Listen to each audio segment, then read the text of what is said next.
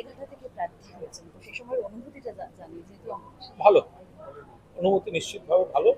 মাননীয় মুখ্যমন্ত্রী মমতা বন্দ্যোপাধ্যায়কে ধন্যবাদ, অভিষেক বন্দ্যোপাধ্যায়কে ধন্যবাদ, আমার দলকে ধন্যবাদ। দেখুন, আমরা সবাই দলে কর্মী, নেত্রী একজন মমতা ব্যানার্জি।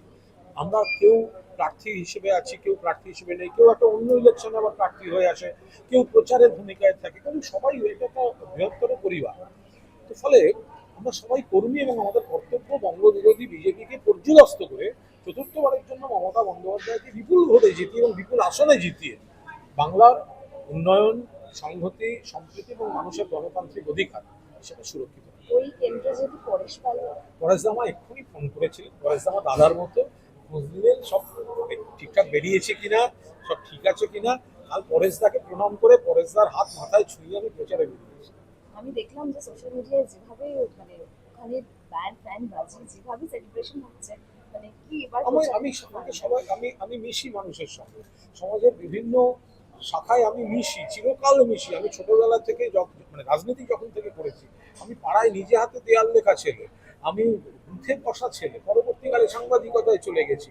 আমি এলাকার ক্লাব, ওদিকে কলকাতা ময়দানের ক্লাব, এলাকার কোথায় রক্তদান, কোথায় কি, আর মানুষও জানেন কোনো দরকারে কুণাল ঘোষের কাছে গেলে সলভ করতে পারবে কি পারবে না সবটা কারোর হাতে থাকে না, কিন্তু কুণাল ঘোষ কিন্তু আত্মীয়ের মতো লড়ে যায় যে কোনো মানুষের জন্য। ফলে মানুষ আমায় চেনেন, জানেন। কাল আমি এত আপ্লুত হলাম এই খবরটা জানার পর, কত মানুষ এসছেন, তারা বেলেঘাটারই অধিকাংশ মানুষ, কিন্তু বাইরের থেকেও তা কেউ মানে একটু পুজো দিয়ে পুজোর ফুল এনেছেন, কেউ একেবারে ঢাকি নিয়ে এসছেন, কেউ মানে নানাভাবে তারা, ভালো লেগেছে। তারা সবাই মমতা বন্দ্যোপাধ্যায়ের ভক্ত এবং মমতা বন্দ্যোপাধ্যায়ের প্রতিনিধি হিসেবেই যে আমাকে বেলেঘাটায় রুখতে দেওয়া হয়েছে তাতে তারা খুশি। সোশ্যাল মিডিয়ায় নানান মন্তব্য আসছে, যদি শতরূপ ঘোষের মন্তব্য আমি আবার বলছি যে কোনো বাচ্চা ছেলে কি বললো, আমি আমার মতো চলি, কে কি বলে।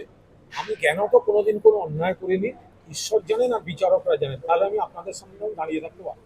আমার কপাল খারাপ, মিডিয়া ট্রায়ালটা আমার একটু আগে, মিডিয়া ট্রায়ালটা হয়েছে ট্রায়ালের আগে। আমার এসব বক্তব্য, আমার একটাই বক্তব্য, কিন্তু আমি দাঁড়িয়ে রয়েছি। কেউ কেউ এমন আছে যে তিনবার হেরে এবার নাকি ভোটে দাঁড়াবো না বলে পালিয়ে যাচ্ছে, আর আমি এত ট্রোলিং এর পর বলছি জনতার মাঝে দাঁড়িয়ে আমি ক্যান্ডিডেট হব, তাই তো?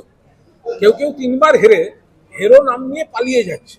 আর কুণাল ঘোষ, আরে ভাই, আমার জীবনে অ্যারেস্ট ছিল তো লুকোনোর নয়, আরে কামব্যাকটাও তো তাকিয়ে দেখ, শেখ। আর এই অতৃপ্ত আত্মারা ফেসবুকে চুপি চুপি বলছে কেন, এই তো আমি মানুষের মাঝে দাঁড়িয়ে। যদি 14 গোষ্ঠীর ক্ষমতা থাকে তাহলে বেলেঘাটা আমার এগেনস্টে এসে দাঁড়াক না। শেষ প্রশ্ন, দাদা